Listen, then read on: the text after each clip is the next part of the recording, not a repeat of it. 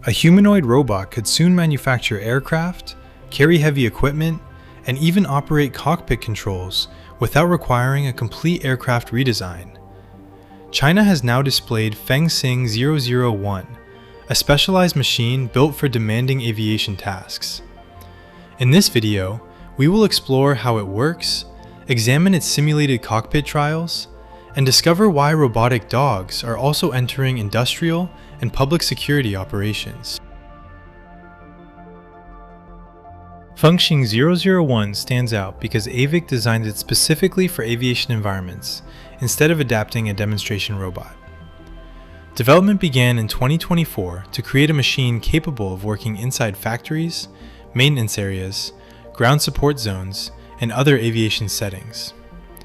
Its shape matters because these workplaces already contain tools, platforms, access points, and controls built around human movement. The robot stands approximately 1.8 meters tall and weighs 80 kilograms. Those dimensions allow it to enter many spaces designed for people, while carrying equipment and reaching familiar working heights. AVIC says 2 or 3 units could complete a specialized aircraft payload loading task that normally requires 4 to 6 workers. This could reduce the physical strain associated with lifting, positioning, and coordinating heavy components. Strength alone, however, would not make the machine useful. Fengxing 001 must remain balanced while walking, respond accurately to instructions, and place objects without damaging sensitive equipment. To achieve this, its legs contain compact motors developed from aero engine technology. These motors are intended to provide substantial output without making the lower body excessively large or difficult to control. The robot also combines electric and hydraulic actuation through an electro-hydraulic hybrid drive architecture. Electric control can support precise, responsive movement, while hydraulic assistance can provide greater force for demanding actions. AVIC also applies Aviation power-by-wire technology to its high-output joints. This means electronic commands help coordinate the actuators responsible for producing physical movement. A self-developed high-performance computing platform processes instructions and supports the robot's movements. It works alongside an efficient energy system and stable motion control algorithms, which constantly coordinate balance, foot placement, body position, and load handling. The surprising possibility is what a modified Fengxing 001 might accomplish inside an aircraft. AVIC has tested the robot in a simulated cockpit where it operated controls in response to instructions. This was a simulation, not confirmation of an independent real-world flight, yet the concept introduces an unusual approach to aircraft automation. Converting an older aircraft into an uncrewed platform can require extensive changes. Engineers may need to replace wiring, add onboard computers, connect new actuators, and modify the original control system.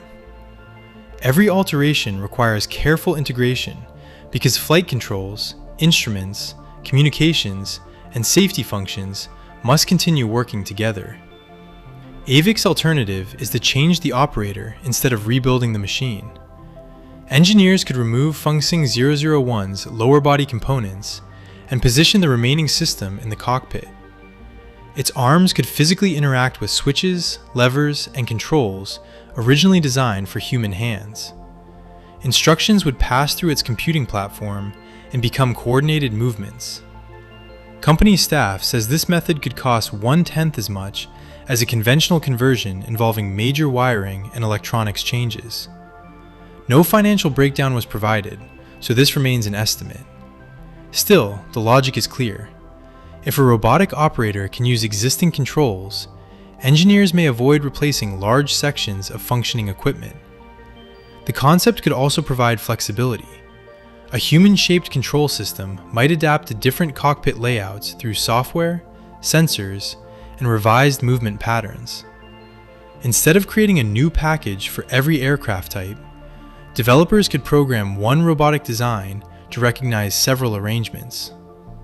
The challenge is aviation-level reliability. The robot must move each control by precisely the required amount, interpret instrument information, and remain stable during vibration.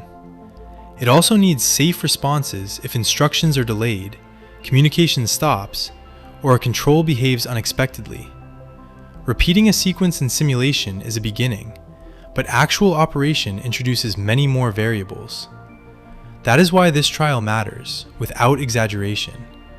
It tests whether humanoid robotics can become a physical connection between modern computing and older human-centered equipment. If later testing validates the method, the principle could extend beyond aviation to vehicles, industrial machines, and control stations that would otherwise require costly redesigns. Fengxing 001 was one part of a shift visible at the Beijing event. China North Industries Group Corporation, NextWise, and the China Electronics Technology Group Corporation's 21st Research Institute displayed security robots and four-legged robotic dogs.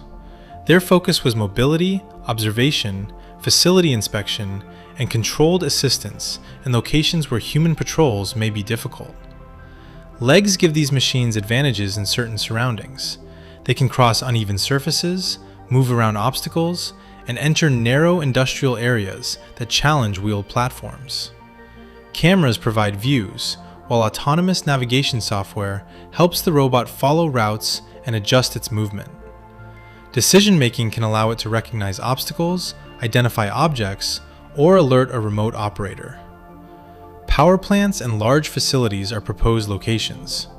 A robotic dog could repeat inspection routes, check areas on schedule, and send information to personnel elsewhere. This may reduce the need for staff to enter uncomfortable or hazardous spaces during an initial inspection. Human experts would interpret findings and decide what happens next. NextWise demonstrated an electromagnetic net launcher carried by a robotic dog. The machine can lock onto a designated person and deploy a restraining net from 5 to 10 meters away. A dual-release version includes a rapid loading mechanism, allowing 2 nets to be deployed successively when authorized. The electromagnetic mechanism is designed to be quieter than conventional propellant-based systems. NextWise says this may reduce panic and allow a person to be restrained quickly without direct contact. The proposed process keeps humans involved. The robot performs front-end identification, an operator remotely controls the launcher, and trained personnel manage the situation on site. Suggested locations include schools, hospitals, banks, government institutions, and sites requiring monitored access. Public use, however, would demand strict safeguards. Cameras must identify situations accurately, communication links must remain secure, and operators need clear authorization rules. Privacy, data protection, mechanical failure, and responsibility for mistakes also require effective oversight. Because the platform can operate remotely, teams could examine unfamiliar spaces before sending personnel inside. This capability may improve situational awareness, shorten response times, and provide clearer information while keeping final decisions under human supervision. The importance lies beyond one attachment. A modular robotic dog could carry cameras, inspection sensors, communications equipment, or other task-specific tools. That flexibility may turn quadruped robots into remote assistants for facilities requiring observation, rapid access, and dependable coordination with human teams. China's robotics display reveals a clear direction. Humanoid and quadruped machines are being shaped for specific, practical jobs. Fengxing 001 brings aviation-derived motors, hybrid actuation, intelligent control, and human-compatible movement into aircraft workplaces. Its simulated cockpit operation introduces a potentially cheaper way to automate existing equipment, while robotic dogs extend remote inspection and security support across complex environments. Yet demonstrations are only the beginning. Real progress will depend on endurance, accuracy, cybersecurity, supervision, and transparent field testing. If those challenges are solved, robots may fit intelligently into existing workplaces. If you enjoyed this video, don't forget to like, share, and subscribe for more updates on space exploration and scientific discoveries. And don't forget to leave a comment below. Thank you for watching, and see you next time.